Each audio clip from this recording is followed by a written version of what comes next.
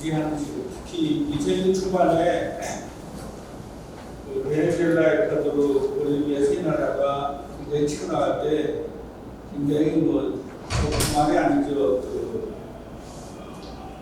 베네수엘라 공화에 닿게 되면 그 당시 2006년에 한 번 갔었는데요.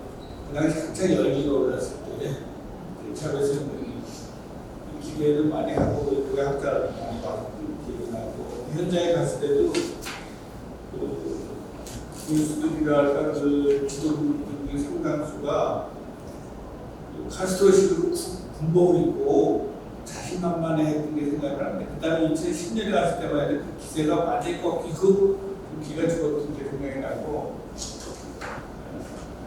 제가 지금 이 전체적인 그 지속가능한 발전은 당연히 라틴 작가가 내세워야 하는데 최근에 그 브라질과 특히 아르헨티나 같은 경우에 굉장히 그 정보를 우파는 그냥 우파도 아니거든요.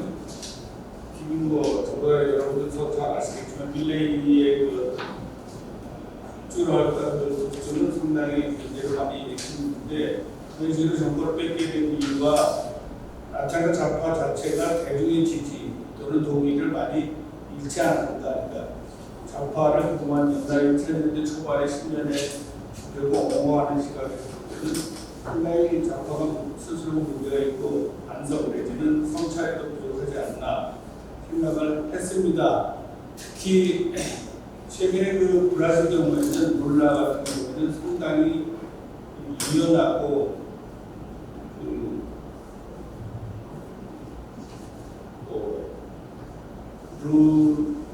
제가 스페인 나라 정부하고 브라질 포르투갈을 잘 모르지만 소세프가 여자 대통령 탄핵당한 탄핵 자체 지우마 호세프 탄핵당한 자체가 문제가 없다는 게 아니라 문제가 있음에도 불구하고 그렇게 우파에 대한 대중 지지가 없었더라면 그렇게 밀어붙이지 못했을 겁니다. 그런 점에서 룰라는 상당히 신중하면서도 지혜롭게 대처하고 있지 않나. 특히 최근에 제가 그 라틴 좌파나 우파의 그 상황에 보면은 최근에 그 서울대에서 나온 책에 보면 제목 자체가 현재 라틴 아메리카는 좌파 우파가 혼재하고 있는 게 아니냐. 이런 식으로 뉴버 소시에다스의 그 논문들을 번역을 하면서 그런 식의 제목 소제목으로 서울대에 나온 최근에 나온 책에서 다뤘었는데 그 혼재라는 얘기 자체가 우파의 상당한 부상이 있고 특히 제가 지금 발표한 거에 이게 지금 파워포인트로 하다 보니까 파워포인트가 장단점이 있죠, 그죠? 논문식으로 풀어 쓰다 보면 오히려 또 그게 장점이 있는데 일단 여러분들한테 어필하기 좋은 식으로 해서 이렇게 파워포인트로 이게 다음 페이지 가는 게 어떻게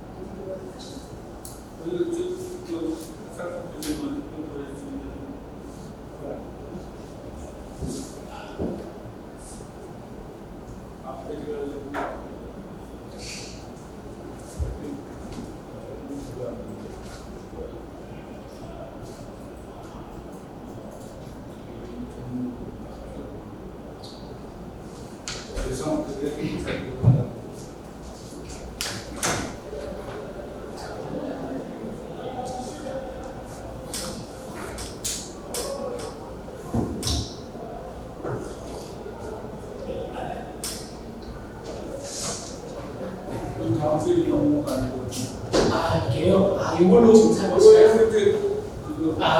네, 제가 넘겨드릴게요. 네. 제가 가르쳐 주시면 이걸로 그냥 여기서 넘기는데 네, 저한테 말씀 주시면 됩니다. 여기 자체는 하는 것 같으면 이게 이래서 이건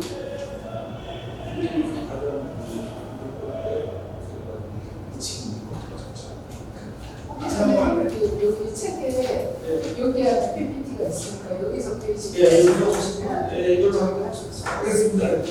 진행이 조금 매끄럽지 못해 죄송하고요. 이거 책을 보고 좀 발표를 하겠습니다.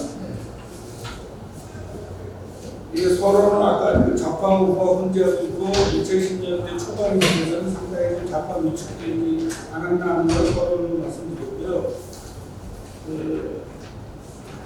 지속 가능한 발전 개념에 대해서 특히 발전에 대해서 좌파의 성찰이 또는 커뮤니케이션, 대중과의 커뮤니케이션이 부족하지 않나 하는 생각을 해보고 있습니다. 물론 이거에 대해서 무슨 논문식으로 발표한 게 아니다 보니까 논쟁의 여지가 있지만 현재 특히 2024년 올해는 기후위기를 단순한 레토릭 기후위기의 상태를 넘어서서 심각성을 우리 모두가 느끼고 있습니다. 그랬을 때 지속 가능하게 해서 생태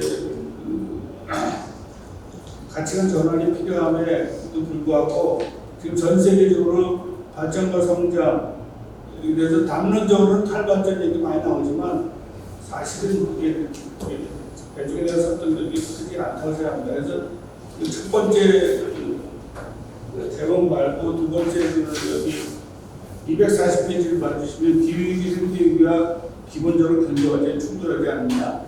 그 충돌하는 대표적인 사례가 아마존의 숲에서의 화전으로 경작하기 위해서 특히 중국 수출을 목적으로 사뎨 대두의 경작이 브라질 아레시아에서 사뎨 대두가 경작이 심해졌지만 90년대에 심해졌고 특히 2000년대 들어서도 활발해지고 2014년에 전체적으로 라틴 아메리카에 이제 사뎨대두 경작의 충돌 말씀드렸습니다. 공산당 정부가 거쳐가는 것은 이것을 갖다 좀 비중을 좀 줄이고 사용되는 경쟁을 위해서 중국 수출을 한다 하더라도 이것을 무조건 거치게 하면 안 되는데 이 사람은 굉장히 지속 가능한 발전 자체의 철학을 전면에 의미하지 않았나 생각합니다. 왜냐하면 아마존 원주민들보다 브라질의 에도시의 중간 계급 내지는 중하 계급의 어떤 발전을 통한 기분 상승이나 사회주의 상승에 너무 초점을 맞춰서 지속 가능한 발전의 철학을 레토릭적으로 함에도 불구하고 전면을 의미하기가 약간 위선적이라고 할 수 있는 유럽의 지식인들과 유럽의 주민들, 유럽의 주민은 뭐 지금 중국과도 많이 불상하다지만 주민은 제가 볼 때는 좌파라고 하겠죠. 사회자이나 이런 게 중에서 레토릭적으로 무시하는 이런 본사나 정보를 지지할 수 없습니다.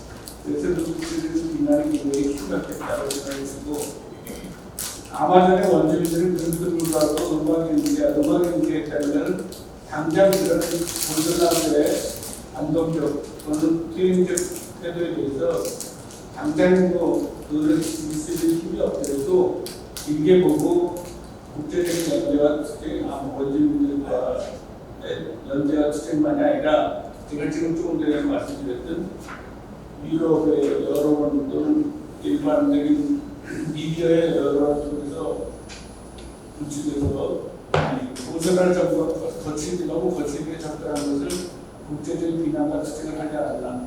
따라서 룰라 정부도 두개 맞은 상황 마찬가지지만 룰라는 레토릭이 중요했어요. 즉 1992년을 이후 아마존으로 보존해야 된다는 즉 기후위기의 생태위기를 중시해야 된다는 철학에 대해서 레토릭적으로는 상당히 중요시하고 있고 그 점에 있어서 제가 아까 조금 전에 서론경으로 말씀드린 아르헨티나의 페르난데스 크리스티나 정부가 부통령이었지만 사실은 1기, 2기, 3기가 부통령이었으니까 사실은 굉장히 2007년부터 15년까지 책임을 많이 아르헨티나의 국가발전 방향타를 하는데 크리스티나가 상당히 기여를 했다고 기여를 되는 비중이 있었다고 하는데 그 사람이 제가 생각할 때는 브라질의 룰라에 비해서 레토릭의 중요성에 비해서 떨어지지 않았나. 그 일반 대중과의 커뮤니케이션 또는 나아가서 국제 여론과의 커뮤니케이션에서 투자되지 않았다는 걸 알고 있어요. 그런 문제를 가지고 제가 이 글을 쓴 겁니다. 그래서 물론 논쟁이 있지만 지속 가능한 발전이 스페인어는 데살로요 소스테니요 상황들이 이게 지금 3대 다시 제가 설명드리고 말씀드리겠습니다. 말씀 주시죠. 그거 안 돼요? 그거 안 돼요. 네, 이거는 이거는 데살로요 소스테니요는 영어로는 소프트웨어라는 걸 디벨롭 못했죠. 그래서 이 ODA에서 나온 그 목표는 2000년대 들어서서는 밀레니엄 디벨롭먼트 고als MDG겠죠. 그것이 SDG로 바뀌었지만은 하여튼 결정적인 분기점은 리우 즉 브라질에서 열렸던 1991년 리우 환경회의였고 생태유지, 사회적인 인권 보장, 특히 원주민 인권 보장과 경제 발전의 균형을 하겠다는 게 지속 가능한 발전의 철학이죠. 근데 핵심은 결국 가난을 축소해야 되는데 어떻게 하느냐에서 나타나는 좌파가 어떤 딜레마적 상황이 있었지 않냐 제가 아까 말씀드렸습니다.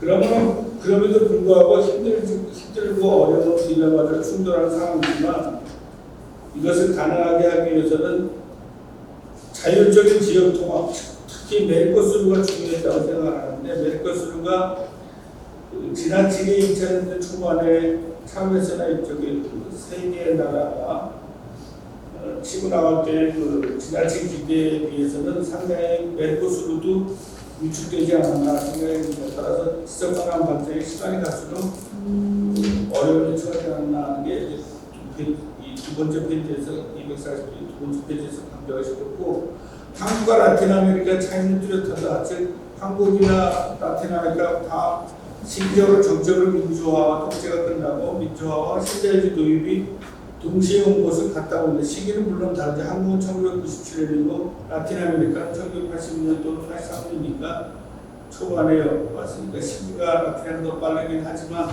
같이 민주화와 신자유주의 도입이 온 것을 같다고 생각합니다. 그렇지만 큰 차이는 한국은 그 신자유주의 도입을 할 때 미래 먹거리 산업을 김대중 정부가 준비하지 않았나. 즉 정보 산업이 생겨서 김대중 정부만이 아니라 삼성전자 이런 것도 있었겠지만 현재까지도 반도체를 우리나라 먹고 사는 데 비해서 아르헨티나 브라질은 그러지 못하고 어쨌든 과거와 같이 1차 산업에 집중할 수밖에 없었다는 이것이 큰 차이가 있지 않나. 그러면서 라틴 아메리카는 우리하고 차이는 또 재정 지출을 통해 즉 재정 적자를 감소하고 사회적인 재분배, 특히 재분배가 중요하다고 생각합니다. 왜냐하면 분배 자체가 자본주의가 자체가 분배 자체가 불평등하게 특히 브라질 같은 경우는 전 세계적으로도 불평등의 정도가 심한 나라인데 결국 그것을 좀 완화시키기 위해서 재분배를 하는 것인데 재분배를 강화하는 것은 좋지만 사회 발전에 대한 지나친 강조가 경제 발전의 중요성을 강조하지 않구나. 이것은 그 다음에 라틴아메리카 좌파의 딜레마 왜 발전이 안 될까라는 243페이지의 문제의식과 연결이 되는 것 같습니다. 물론 건너뛰지 않고 최대한으로 이 책에 있는 것 시간이 주어지는 한은 책에 있는 순서대로 말씀드리고자 합니다. 241페이지 네 번째 그 화면은 시간이 벌써 다 됐죠. 사는데 하면 너무 시간이 오래 건너뛸 수밖에 5분밖에 안 됐어요. 아마티아 센의 책을 강조하고 싶었습니다. 이 사람이 노벨상을 1998년에 받았지만 5분이니까 시간이 빨리빨리 해야겠네. 하고 싶은 얘기만 하고 끝내겠습니다.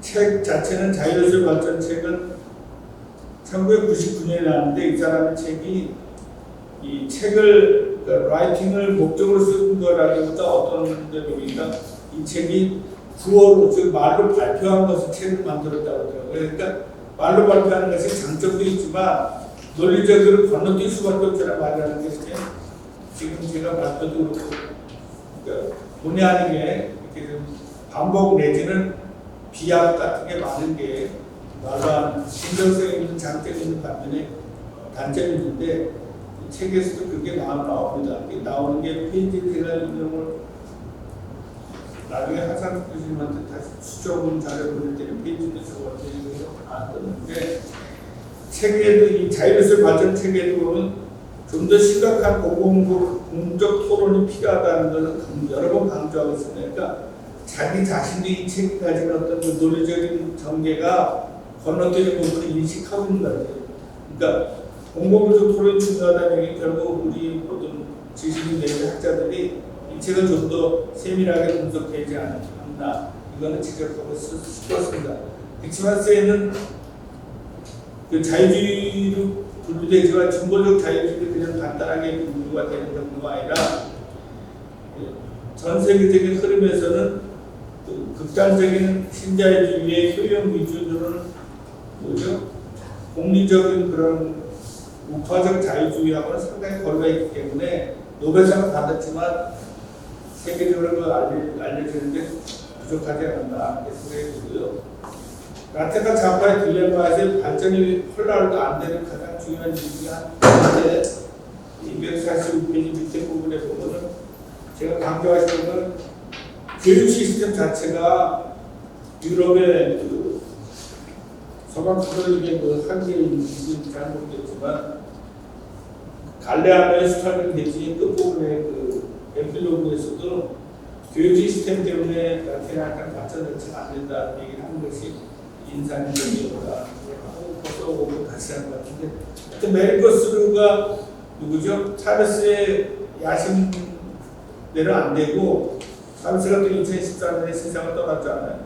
그리고 방코데스루라는 그 어떤 그 프로젝트도 말만 구성했지 실제로 실천적으로 뭐 동호가 보이지 못했고 이런 여러 가지 한계를 보였지만 메리커스루 자체의 연구한 그 논문들을 보면 분명히 아르헨티나, 브라질이 미국과의 거래보다는 자체 거래를 통해서 경제 발전에 자유적 경제 발전이 가능한 가능성을 단추로 보이는데도 불구하고 현재는 지금 차베스의 죽음으로 말미암아 베네수엘라의 지역 통합 운동도 다른 운동도 위축되고 뿐만 아니라 메르코스루 자체도 위축되지 않았나.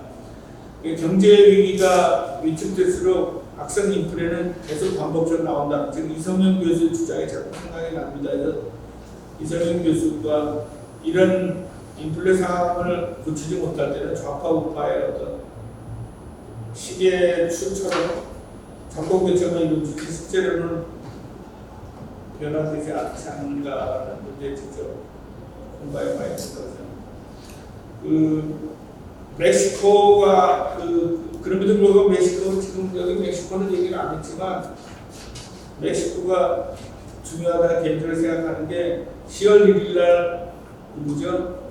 클라우디아 셰인바움이 여성 대통령 최초로 취임하면서 물론 이 다음 발표하시는 더 조금 더 세계적으로 발표를 하시겠지만 그 사람의 취임식에 펠리페 6세 현재 스페인 공항을 초청하지 않겠다는 계획을 가졌다고 하더라고요. 쉽지가 않은지 지금 11일이니까 어떻게 모르지만 만약 안 했다고 하면 자율적 멕시코의 자율적 외교 방향은 자율성을 계속 지키고 있지 않나. 그러니까 겉으로 드러나는 담론에서는 좌파적인 그 파워가 약해 보이고 옹골해 보이지만 자율적인 방향을 지키고자 하는 그 결기는 멕시코 상당히 크지 않나.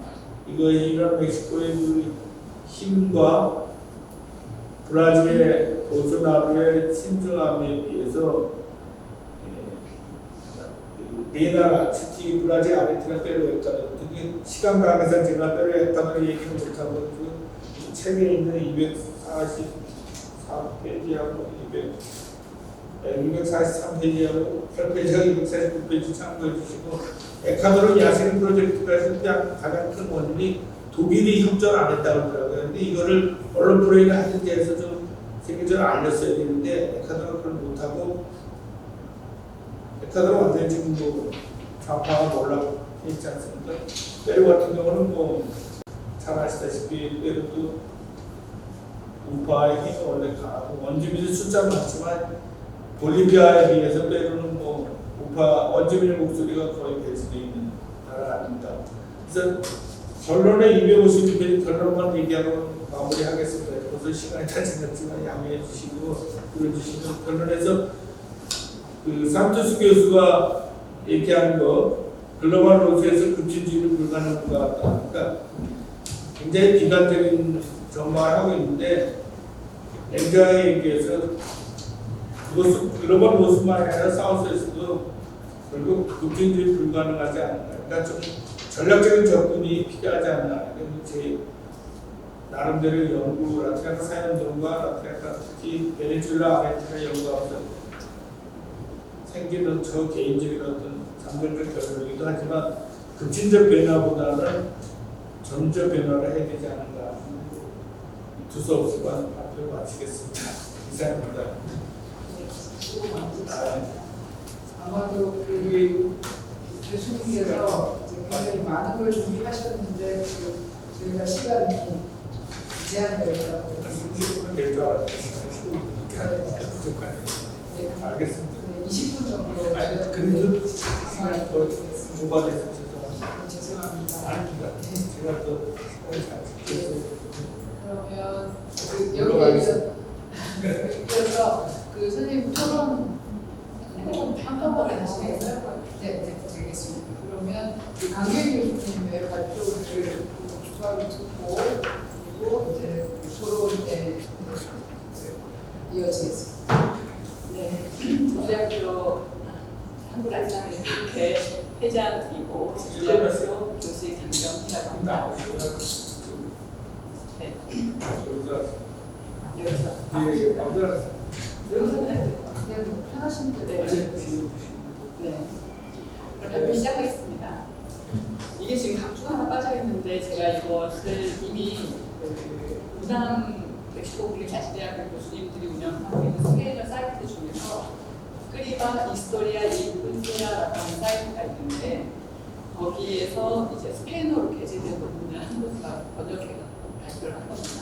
급격하게 급하게 발표한 이미 발표한 것을 한국말로 번역을 해서 이 논문을 만들었고 그리고 중남미 연구소도 한 지금 50주년을 맡고 있고 제가 이번에 이제 멕시코의 여성 대통령 당선에 대한 국내 여론들을 조사하면서 그거를 알고 싶어 했기 때문에 멕시코에서 조사하면서 보니까 좀 놀라웠던 게 있어요. 진짜 국내에서 특히 언론 기사들이 너무 부정적으로 그러니까 멕시코에서 여성 대통령 당선이라고 하는 것에 대해서 어떤 최소한 객관적이고 중립적인 시각이 아니라 아주 부정적인 시각에서 계속 보도를 하는데 한 군데에서 부정적인 그런 기사를 내면 다른 데서도 고민하는 기사들이 계속 재생산합니다.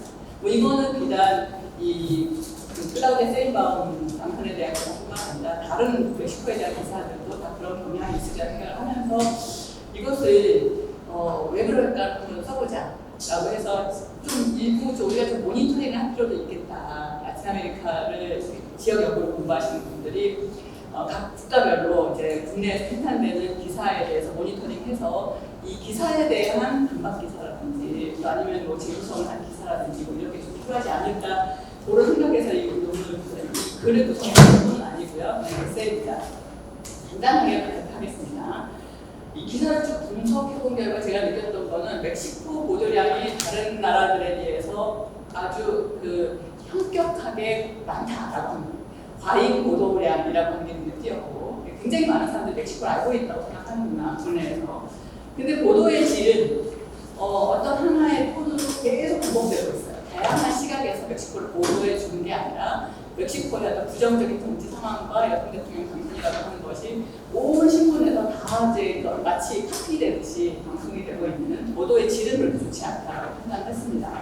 그에 대해서 쭉 이제 외국에서는 여성 대통령 당선이 됐을 때 우리나라는 어떤 언론 보도를 하냐, 뭐 조만간 미국에서도 선거가 진행이 되겠지만은 뭐 여기 마케도니아라든지 아이슬란드 다른 지역, 또 라틴 아메리카의 다른 지역에서 최근에 여성 대통령이 당선이 됐을 때 어떤 기사를 보도했을까를 이제 쭉 살펴보니까 대체로 좀 독립적이고 객관적이었다. 그리고 일회성의 기사 정도로 막 머물렀다. 이렇게 굉장히 그 개발도상국이라든지 아니면은 영미권 국가나 유럽 국가가 아닌 나라에서 일어나는 아시아권도 아닌 나라에서 일어나는 것들은 보통 일회성 기사로 끝나는데 여기 멕시코 여성단 대통령 당선 관련 승고 언론 보도 실제적으로 보시면 이 이전과 선거 이전과 선거 당일과 선거 이후로 나눠서 제가 한번 기사들을 봤거든요. 구글을 통해서 봤습니다. 그 선거가 실시되기 이전부터 이제 여성 대통령 당선 가능성이 굉장히 높아지고 있는 상황에서 여성 대통령이 당선 가능성이 높다. 근데 멕시코는 연일 후보자들이 죽어가고 있다. 마약 카르텔, 조직 폭력단, 이런 상당히 자극적인 제목으로 많은 사람들이 읽어야 되니까 기사들이 양상했고 선거 당일에도 여성 대통령 당선이라고 하는 사실은 보도하지만은 항상 그 옆에 따라 나오는 제목이 그 정치 폭력으로 얼룩진 선거, 피로 얼룩진 선거 이런 식의 기사들이 계속 반복적으로 양산되고 있는 걸 봤고요. 선거가 끝난 후에도 여성 대통령이 당선되긴 했지만 앞으로 멕시코 경제가 그렇게 낙관적이지 않다라고 하는. 그래서 만약에 우리나라의 독자들이 이걸 읽었을 때 멕시코 여성 대통령 당선에 대해서 이걸 알 수 있을까라고 하는 그런 생각을 해봤습니다. 이런 언론 보도가 나타나게 된 문제점, 왜 이렇게 많이 언론 보도가 생산되고 또 보도의 질에 있어서 문제가 생겼을까라고 하는 것들을 고민하면서 라틴 아메리카 특히 국가들 중에서 멕시코와 한국과의 관계를 봤더니 멕시코는 모든 것을 거의 대부분이 첫 번째더라고요. 한국에 있어서. 그래서 이주의 역사에서 멕시코로 이주의 관계, 우리나라에서 라틴 아메리카로 이주의 관계, 멕시코가 첫 번째고요. 그리고 멕시코가 첫 번째고, 그리고 수교 이후에 가장 먼저 방문한 우리 정상이 가장 먼저 방문한 나라도 멕시코가 첫 번째고, 그리고 외국 문화원, 한국 문화원이나 세종학당은 아르헨티나에 이어서 두 번째인데 두 개 최근에 깨르따로에 이제 한국 문화 그 세종학당이 하나 더 개원했는데 이렇게 두 개가 개원된 데는 멕시코와 브라질이었다. 이런 정도로 얘기를 하고 있고 지방정부 간 교류를 봤더니 멕시코가 17건이에요. 그리고 브라질이 12건, 그리고 나머지 아르헨티나, 칠레, 콜롬비아가 5건 정도밖에 되지 않습니다. 그래서 멕시코와 교류가 굉장히 많이 이루어져 있구나. 우리나라 사람들이 멕시코에 대해서 굉장히 잘 알고 있다라고 생각하는 경향이 있지 않는가라고 생각을 했고요. 그럼에도 불구하고 보도의 질 이런 것들이 깊이 있는 분석이 안 될까라고 하는 생각을 좀 해봤는데 그 이유로는 아무래도 우리 연구자들이 좀 그동안은 라틴 아메리카 지역학이라고 하는 라틴 아메리카 대륙을 하나로 뭉뚱그려서 전공을 하는 것들이 좀 뭔가 한계가 있지 않을까라는 생각을 해봤습니다. 왜 그럴까? 물론 저도 멕시코에서 유학을 했고 멕시코를 계속 공부하고 싶지만 우리나라의 학술 환경이 계속 새로운 논문들을 써야 되는 그런 환경이 있거든요. 그러다 보니까 멕시코 쓰다가 쿠바도 좀 쓰다가 다른 나라도 좀 쓰다가 이렇게 되는 그런 학술 환경이 하나의 나라를 깊이 있게 좀 파고들게끔 하지 못하는 그런 경향이 있지 않는가. 그리고 아직까지도 라틴 아메리카 연구는 좀 우리나라의 지역 연구 중에서 주변부에 머물러 있다. 아프리카라든지 중동 지역 연구는 아니지만 예전에 저희가 라틴 아메리카 지역학을 공부했던 90년에 비해서 지금 현재 전공자들이 많이 늘어났다고 보기 좀 힘들다. 그래서 연구자들이 좀 양산되지 않는 측면도 있다라고 하는 점. 그리고 TV나 방송에서 굉장히 라틴 아메리카에 대한 기사들은 많지만 아주 가벼운 그 여행이라든지 아니면 문화적인 이야기라든지 그 벌거벗은 세계사 이런 데서도 아주 간단한 자극적인 소재들도 다루어져 있기 때문에 라틴 아메리카 중에서 멕시코와 교류가 오래됨에도 불구하고 교류의 질에 있어서는 아직까지는 좀 다양화되지 못하고 있다. 특히 시민사회 간의 교류는 상당히 미흡한 측면이 있다고 생각을 했습니다. 그래서 그럼 우리나라하고 멕시코하고 제주도 상황을 비교해보면 어떨까? 이 표만 보시면 입법부에서의 여성 비율은 멕시코가 세계 193개국 중에 4위, 우리나라가 194위입니다.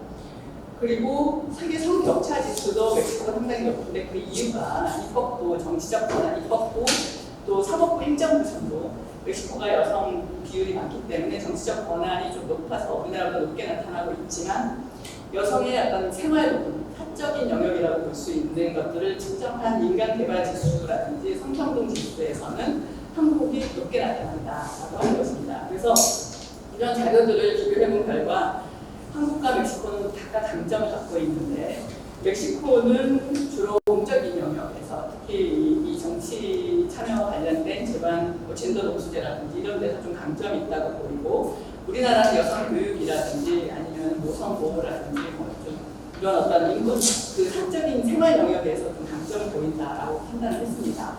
그러니까 멕시코가 이렇게 여성 대표성을 증대시킬 수 있었던 요인이 무엇인가를 생각해 봤는데 그것은 젠더 동수제 때문이다라고 생각을 했습니다. 1993년에 선거법에서 권고안으로 여성 할당이 시작됐고 그리고 2002년에는 30% 할당제가 의무사항이 됐고 2008년에는 40%, 2014년에는 50%, 2019년에는 선거법이 아니라 개헌을 통해서 헌법에 그 젠더 동수제가 통과된 이 멕시코의 그 사실 30여 년간의 굉장히 오랜 기간 동안의 노력이라고 생각하고 한국은 여기 김은희 선생님도 계십니다만 여성계에서 많은 노력을 해서 2000년에 정당법에서 여성 비례대표 30%를 의무화했고 2004년에 정당법과 공직선거법 비례대표에서 여성 추천 비율을 50%로 확대했지만 이게 현재까지 지속되고 있다는 거죠. 큰 변화 없이. 그래서 이 젠더 동수제와 관련해서 아니면 그 여성 그 뭐죠? 할당제와 관련해서는 멕시코가 상당히 긍정적인 결과를 보여주고 있다.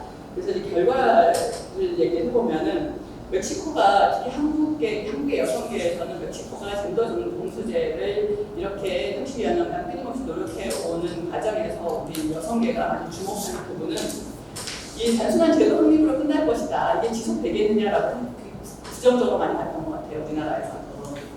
하지만 그럼에도 불구하고 이 제도 실행 단계에서 문제점이 있으면 그걸 시정하고 하는 그런 어떤 꼼수를 막으려고 하는 제도적 치밀함이 멕시코에 있었다라고 하는 것입니다. 그리고 진영 간의 그 정당 간의 그 대립보다는 여성들의 이익을 여성들의 권한이라든지 이런 걸 우선하는 여성 의원들의 그런 태도도 우리나라에서는 좀 보기 힘든 모습이 맞지 않겠느냐라고 생각을 했습니다. 그래서 이러한 그 멕시코가 우리에게 주는 특히 이제 젠더 동수제까지 이르는 여러 가지 공적 영역에서의 노력도 있지만 반면에 멕시코는 이 사적 영역, 일상생활 영역에서 아직까지 많이 미흡한 바 부분이 있고 그리고 여성에 대한 폭력이라든지 이런 것들이 시정되지 않은 부분들도 있는데 이것은 또 우리나라에서 좀 어느 정도 좀 뭔가 배워갈 수 있는 부분이 아니겠느냐 생각을 했습니다. 결론을 보자면은 한국과 그 멕시코의 젠더 상황을 비교해 보면서 이 여성 권한이라고 하는 게 국가별로 보자면 좀 불균등하게 발전한다라고 하는 것입니다. 그리고 이 불균등한 젠더 발전이라고 하는 경향성을 보고 멕시코를 보자라고 하는 것입니다. 세계 어떤 나라고 지금 현재 완전한 성평등을 구축하고 있는 그런 나라는 없다 생각하고 어떤 나라들은 이런 부분이 좀 더 우세하고 다른 나라들은 저런 부분이 더 우세하다라고 하는 이런 불균등한 경향성 속에서 우리가 멕시코를 바라보고 분석하고 멕시코의 여성 대통령 당선이라고 하는 거에 대해서 좀 더 객관적이고 중립적으로 다양한 관점들을 통해서 멕시코를 우리가 이해할 수 있도록 하자라고 생각을 했고 또 이게 멕시코에서 출판된 글이다 보니까 마지막에는 특히 여성단체들끼리의 어떤 커뮤니케이션이 중요하지 않겠는가 스페인어를 쓰기 때문에 여성단체들과 그 소통하는 게 쉽진 않지만 최근에는 뭐 여러 가지 소통 수단들이 있기 때문에 번역기도 굉장히 다양해지고 챗GPT도 있고 그래서 여성계들 특히 시민사회 차원에서의 교류를 통해서 어떤 교류의 질을 좀 심화시켜보자. 그래서 정부 차원이라든지 지방정부나 중앙정부 차원, 정치인들 차원에서의 교류 외에 아니면 여행객들의 교류 외에 시민사회들 간에 특히 이런 여성 아젠다를 가지고서 우리는 이런 문제를 갖고 있고 너희는 이런 문제를 갖고 있는데 이런 문제 어떻게 해결해야 되겠느냐라고 하는 협력 속에서 궁극적으로는 우리 한국과 멕시코의 어떤 여성들이 성평등한 세계를 구축하는 데 있어서 어떤 국제적 연대와 협력을 하는 게 어떠냐 이렇게 글을 나오겠습니다. 이상으로 발표를 마치겠습니다. 수고 많으셨습니다. 그쪽으로 시간을 너무 정확하게 지켜주셨는데요.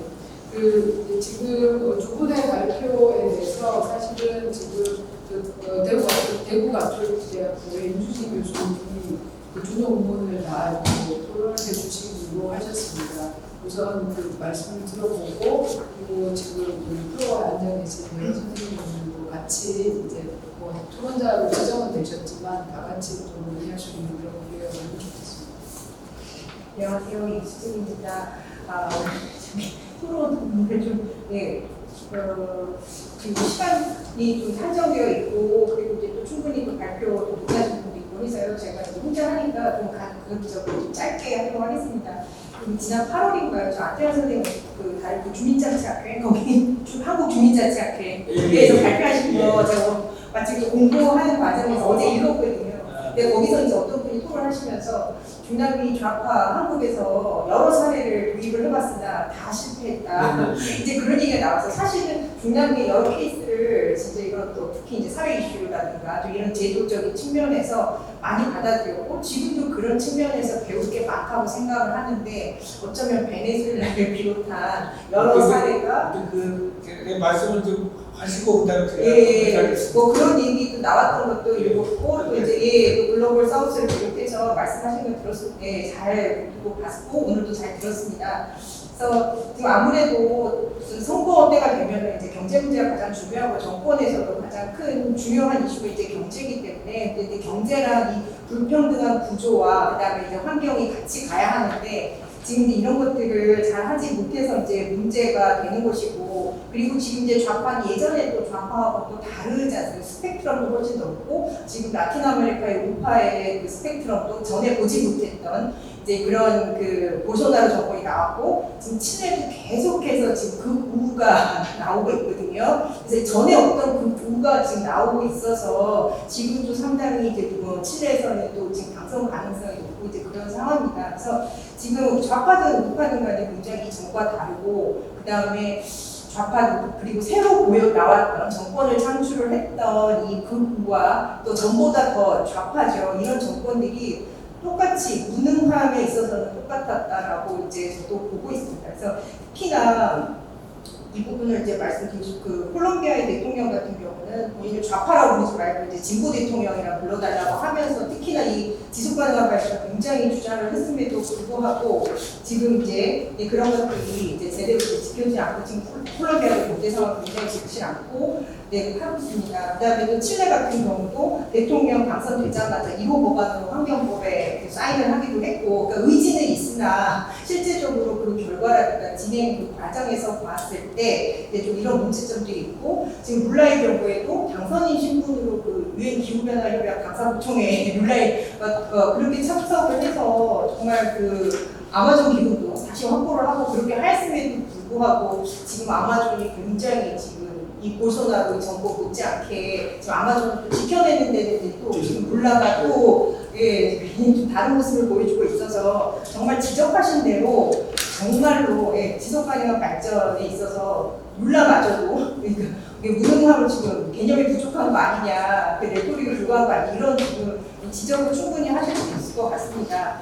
그래서 이제 그런 점에서 선생님 말씀하시는 게 동의하고요. 제가 질문으로 그다음에 또 하나는 특히나 이제 또 베네수엘라를 비롯한 이런 기대를 모았던 국가들이 스스로 좌파 스스로 민주주의가 이제 붕괴가 되면서 좌파라는 민주주의조차 수호를 하지 못하는 이런 그런 이데올로기라는 것을 또 보여줬던 것도 이제 사실은 문제인 것 같습니다. 그래서 지금 메르코스로 지금 이제 예를 들으셨고 아까도 말씀 중에 또 메르코스를 비롯해서 이제 뭐 셀락이라 할지 지금 통합이 사실은 이게 붕괴가 됐고 지금 이제 이게 더 확대가 안 되고 있는데요. 여기 보면은 244페이지에 위에 슬라이드 마지막에 글로벌 노스는 라틴 아메리카 지역 통합 운동을 지원해야 한다.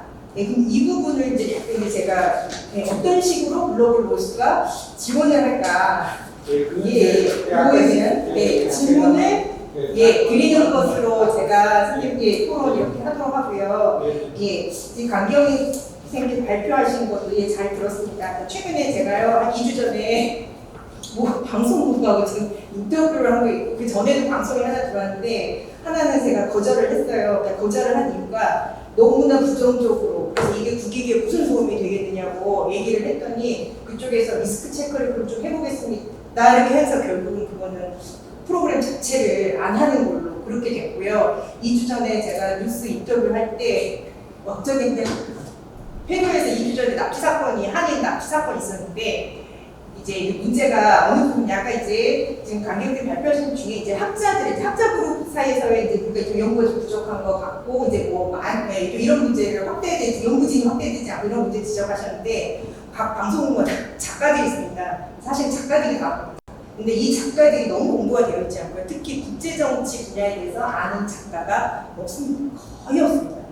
그리고 우리나라는 굉장히 국제 뉴스가 전체 그 뉴스라든가 프로그램에서 차지하는 좀 지나치게 적지가 굉장히 적고 이 작가들이 있습니다. 그래서 질문이 7개가 왔는데 제가 방송 그 뉴스 나가기 30분 전에 나 못하겠다 그렇게 얘기를 했거든요. 그래서 페루는 무정부 상태고 국가 폭력으로 이제 우리 페루 못 가는 거 아니냐, 납치 사건이 도대체 하루에 몇 번이 발생을 하는 거냐. 그래서 지금 에이펙 정상회담이 예정이 돼 있고 이러기를 하면서 했더니 이제 방송 끝나고 PD랑 작가가 죄송하다고 이제 했거든요. 그러니까 그만큼 굉장히 중요한 면에서 잘못 알고 있고 한 군데에서 그게 나오면 그 다음에는 이제 정말 그야말로 이제 카피 수준으로 이렇게 가는 것이거든요. 그래서 정말 다양한 시각 없다. 그래서 멕시코의 여성 대통령을 대해서 소개를 하면서 어떤 점에 주목해야 될지는 보지 않고 결국에는 목 잘린 어느 시장이 같이 나오죠, 항상 그 기사에. 그래서 이제 이런 부분은 굉장히 큰 문제인 것 같습니다. 그래서 지금 이런 부분에 있어서 굉장히 중요한 말씀드렸듯이 언론을 바꾸기 위해서는 진짜 이 작가 이 부분인데 이거 우리가 참 하기는 어렵습니다만 그 만약에 그러니까 인터뷰 기회가 오거나 이제 이렇게 했을 때 그럴 때 굉장히 좀 어떤 부분, 그러니까 어떤 방향으로 가야 될지도 굉장히 이거는 학자들이 잘 설명을 해서 좋은 방향으로 올 수 있도록 그렇게 하는 것도 굉장히 중요할 것 같고요. 특히 그 멕시코의 여성 문제 아까 이제 말씀을 하시면서 이 제도적인 부분 말씀을 하셨거든요. 그래서 이거는 우리나라에서 특히나 최근에 그 어떤 포럼에서 연사 전체가 다 남성들이라고 그래가지고 그 주한 영국 대사가 왜 스피치를 못하겠다고 하는 경우도 있잖아요. 실제로 우리나라가 중남미의 방문을 이제 대표단 구성해서 할 때 여성이 없다는 것을 굉장히 중남미 각국이 지적을 한다고 합니다. 네, 그래서 그런 점에서도 그렇고 앞으로 이제 또 이런 또 오늘의 그 논문을 또 이렇게 발표를 해주셨으니까요. 이런 부분 이제 앞으로 또 계속 보완해서 이제 학자 그룹들이 아까 이제 그 말했던 그러니까 조금 더 긍정적이고 그 다음에 아까 우리 중남미 베네수엘라 사례 한국에 도입했다가 성공한 사례 아무것도 없었다고 또 어느 분이 지적을 하셨습니다만 그렇지 않고 굉장히 긍정적인 그런 결과가 올 수 있도록 또 이제 강경 교수님을 비롯해서 또 우리 학자분들이 좀 해야 될 일이 아닐까라고 이제 생각을 하고 이런 제도적인 부분도 말씀해 주셔서 이런 것들이 또 우리나라에도 입법화되고 그렇게 되기를 좀 기원을 하기를 좀 바라봅니다. 이상으로 그냥 마치겠습니다. 그러면 두 분 안태환 교수님 그럼 짧게 하겠습니다. 그 주민단체 그 토론에서 나왔던 베네수엘라 사례를 받아들이는데 잘못됐다는 것은 받아들인 그 주최 측 자체에 반성이 있었습니다. 그러니까 무슨 얘기냐면 좌파인지가 또 우리나라에는 부좌파 내지는 어떤 그 정통 좌파에 대한 그 기울이 아직도 강하지 않습니다. 그러다 보니까 그 접촉하는 대상이 분명히 베네수엘라의 그 변혁 세력에는 섞여 있다고 생각합니다. 이건 여러 학자들이 애매하게 그 지적했지만 부좌파적인 어떤 시리콜로 베네수엘라가 그 소위 말해서 미국이 많이 쳐들어온다면 거기에 막 목숨을 걸고 싸우겠다는 그 희생정신의 용감은 있지만 현 상태를 그 시대기 이후에 차베스가 내세웠던 그 혁명 노선하고는 거리가 있는 그래서 시대에 뒤떨어진 생각을 우리나라에서 그것만이 이제 베네수엘라 혁명의 장수인 것처럼 잘못 받아들이다 보니까 생긴 문제라고 제가 지적을 했고 그 주최했던 사람들도 이게 잘못된 방향에 한 거지 베네수엘라 사회를 무조건 잘 받아들이는 우리가 잘못된 게 아니라는 거 인식까지는 공감이 됐다고 하는 것을 제가 코멘트를 하고 싶고요. 이 멕시코나 이런 멕시코 같은 경우에 제가 멕시코는 공부를 안 하고 있었지만 살기를 한 거의 9년 살았습니다. 그래서 그때 살면서 식당을 했는데 식당이라는 게 그 종업원들이라는 게 하층 계급이잖아요. 하층 계급들이 보면 미국에 불법으로 갔다가도 이렇게 마약도 갔다가 쫓겨나기도 하고 하여튼 굉장히 어려운데 나름대로 어렵고 뭐 엉망으로 살면서도 그 살아나가려고 하는 사람들의 그 어떤 이상한 부정적인 행태도 있지만 가까이서 접근하는 게 느낀 게 많이 있어요. 그래서 그게 공부로 제가 무슨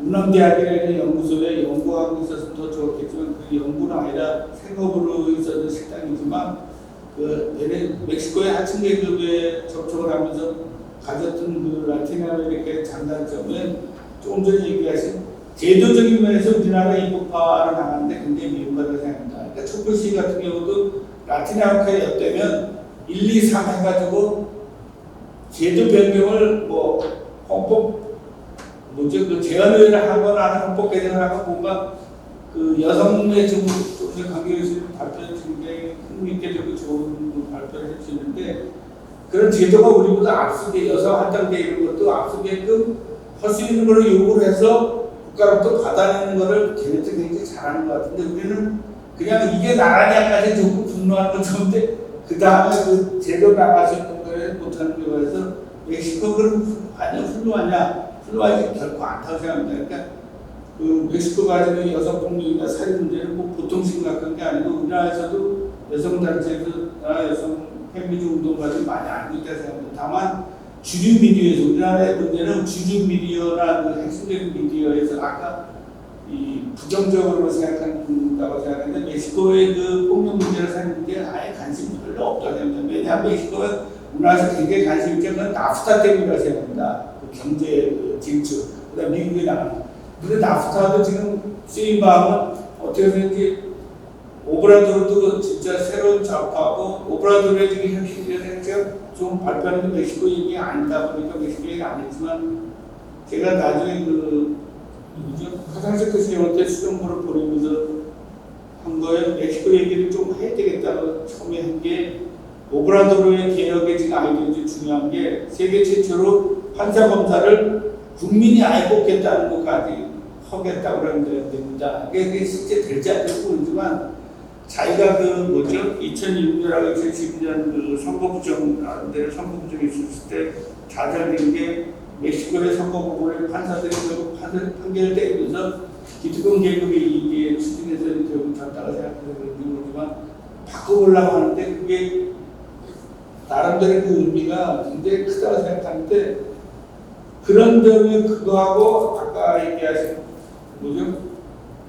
여성 할당제에 대해서도 우리나라 제도가 우리보다 앞서 있는데 그것도 아르헨티나 같은 경우도 제가 지금 요즘 페미니즘 좀 관심이 있어서 제가 원래 공부를 안 했습니다. 최근에 하다 보니까 30%를 여성 국회의원 가는 것도 우리보다 훨씬 앞서 있더라고요. 90년대 초부터. 우리나라는 아직도 그게 뭐 아까 주문 얘기하신 그냥 대사가 참석 거부할 정도로 여성이 제도 면에서 너무 제도와 현실 둘 다 뒤떨어지기 때문에 멕시코 같은 경우는 현실은 굉장히 심각한데 제도도 굉장히 앞서 있어서 제도만 볼 때는 아름답고 훌륭한 것 같은데 분명히 멕시코 문제가 많지 않습니까? 아까 그런 점에서 아까 좀 지적하신 강경 교수님한테 코멘트 그렇게 한다면 부정적인 거를 이렇게 두리뭉실을 잘못된 방향으로 해주고 또 임진 교수님도 인터뷰 거절하시다니 그 느낌을 좀 이해를 합니다만 좀 더 구체적으로 이런 자리에서는 좀 더 우리한테는 우리가 나와서 어디 가서 얘기를 말을 옮기는 것도 아니니까 구체적으로 어떤 점에서 부족했는지는 지적해 주셨으면 좋겠지 않나. 그러니까 주류 미디어가 간단하게 하겠습니다.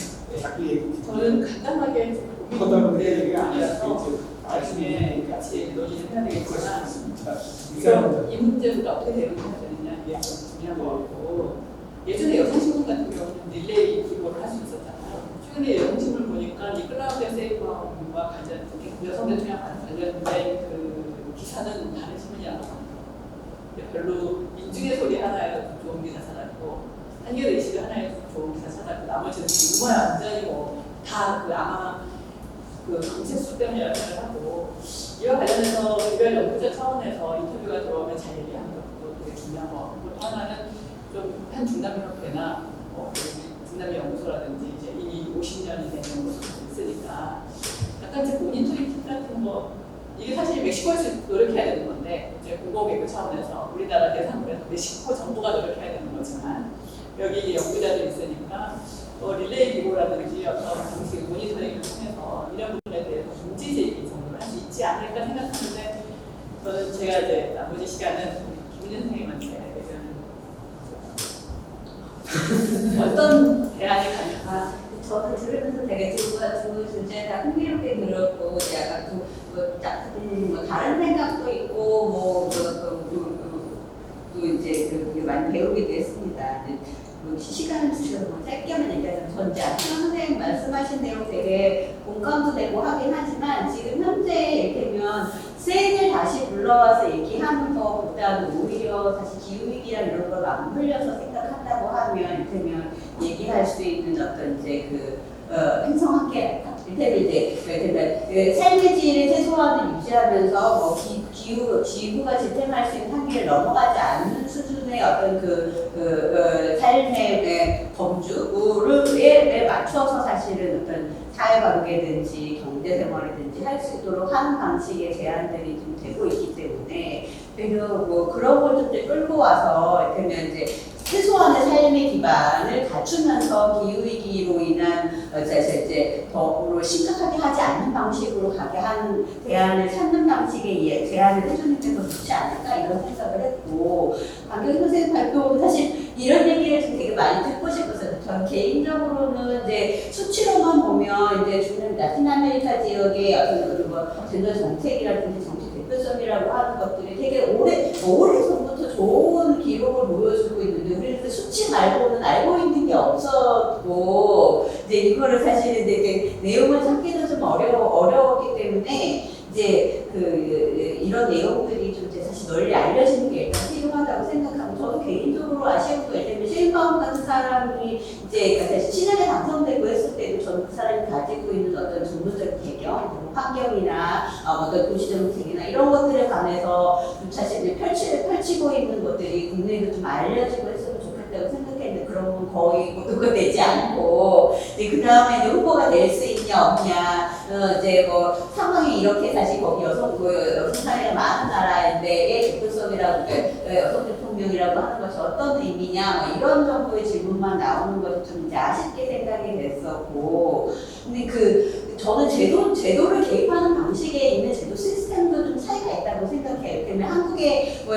헌법에다가 공수제 같은 걸 넣을 수 있냐 생각해보면 한국의 헌법과 멕시코 헌법 너무 다르고 거기는 헌법이 엄청 길고 세세하게 저도 이제 대표성이나 젠더 팩티와 관련된 내용만 찾아봐도 조항이 엄청 여기저기 걸쳐서 다 많이 있더라고요.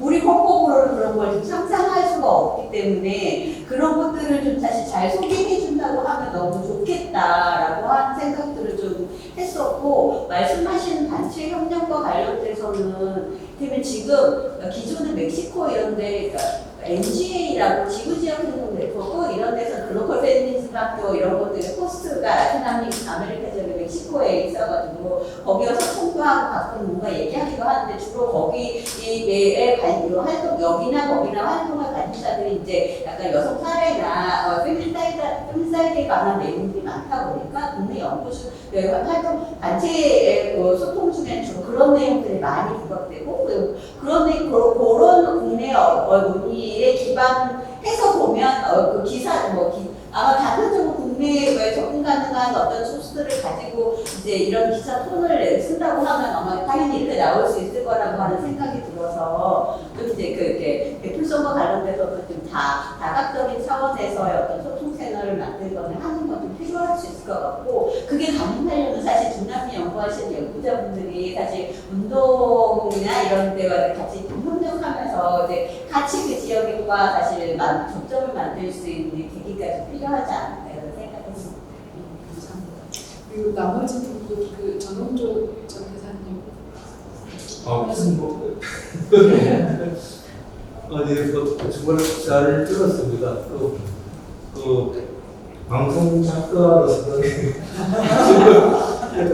것도 있고, 그 다음에 정말 뭐 생각에 뭐 작가나 무능하게는 내가 생각했다. 저도 이제 요즘 그런 생각을 느끼는데, 그리고 이제 제가 이제 아까 우리 보도를 말씀하셨던 데 보면은 결국은 우리 국내 언론이 이번에 이제 여성 대통령이 아니고 남성 대통령이 당선이 돼도 그 뭐 범죄라든지 이런 거 똑같이 나왔을 것 같다는 그런 이야기니까 사실 보면 이제 여성 대통령이 된 거에 왜 됐는지 뭐 이런 게 조금 더 초점을 맞춰야 되는데 그런 상관없이 그냥 이제 아주 이제 부정적인 이야기를 하니까 우리가 이제 얼마만큼 이제 좀 잘못된 시각을 갖고 있는지를 알을 것 같고, 근데 이제 제가 칠레에 근무하고 코스타리카에 근무할 때 이제 칠레는 이제 미셸 바첼레, 그다음에 코스타리카는 라우라 치치야, 둘 다 이제 그 나라 최초 여성 대통령이에요. 근데 흥미스러운 거는 그 나라 언론도 우리 보면 조금 뭐냐면 이제 비판적인 면이 있더라고요. 여성이기 때문에 조금 이렇게 비판적인, 잘못한다는 그런 식이 좀 생겨. 그런 거를 뭐 아주 착하지는 않지만 저도 그런 게 있다는 걸 좀 느꼈습니다. 감사합니다. 혹시 선생님께서는 흥미롭게서 알고 우리 한 선생님한테는 남미의 그 생태 사회주의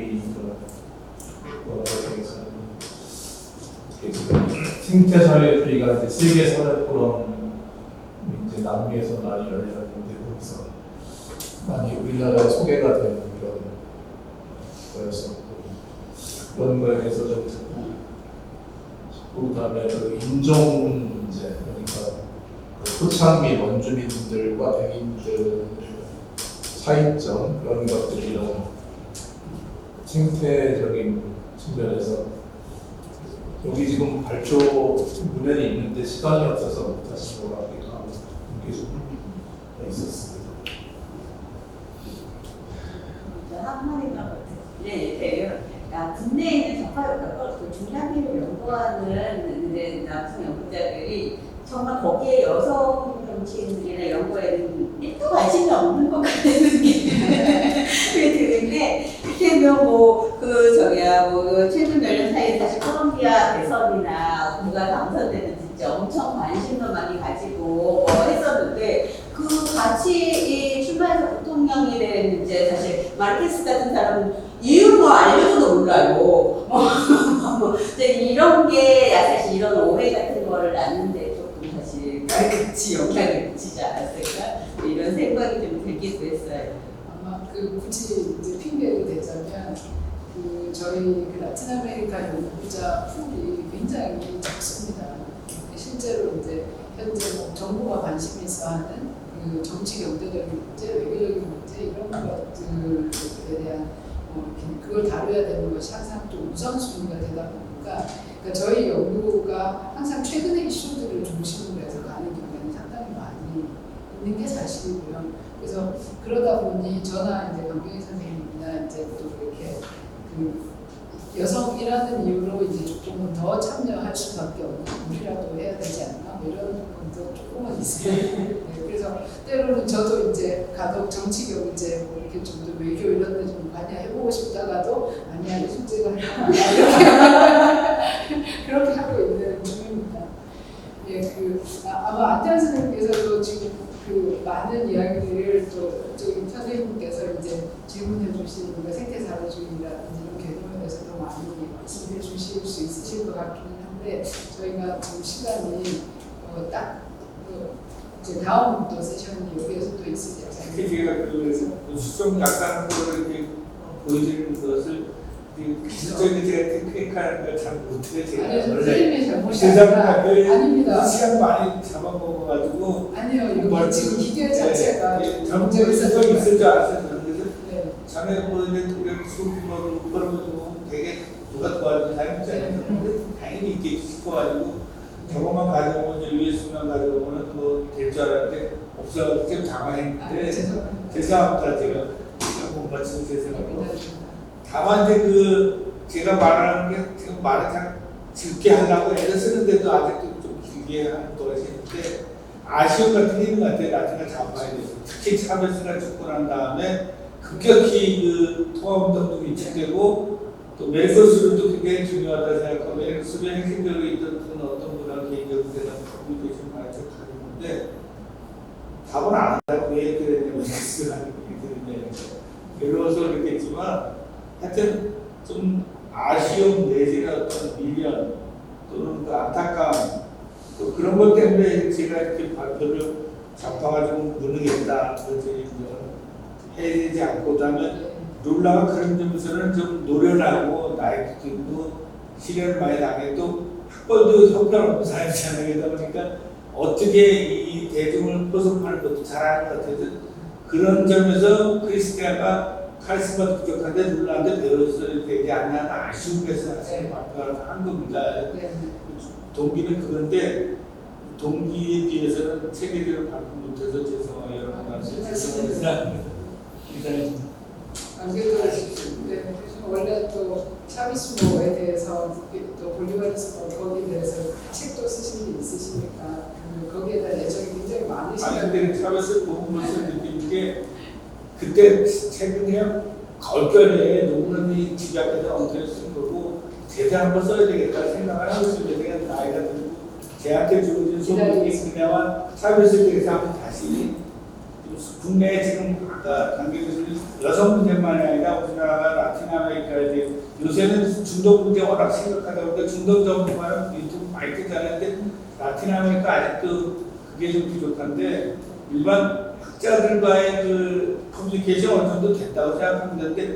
그게 일반 대중한테 미디어는 주류 미디어가 특히 이게 애매한 태도치하는데 일반 대중이 가지는 인식이 있잖아요. 근데 라틴 아메리카는 워낙 어느 정도 인식이 안 바뀌었으니까 우리 학자들이 노력하니까 제가 나이 들어서 그런지 모르지만 논문이나 이 학자들의 사이클 안에서의 그 발표나 토론도 중요하지만 일반 대중을 상대로 그게 노력이 있어야 되지 않나 감사하겠습니다. 아닙니다.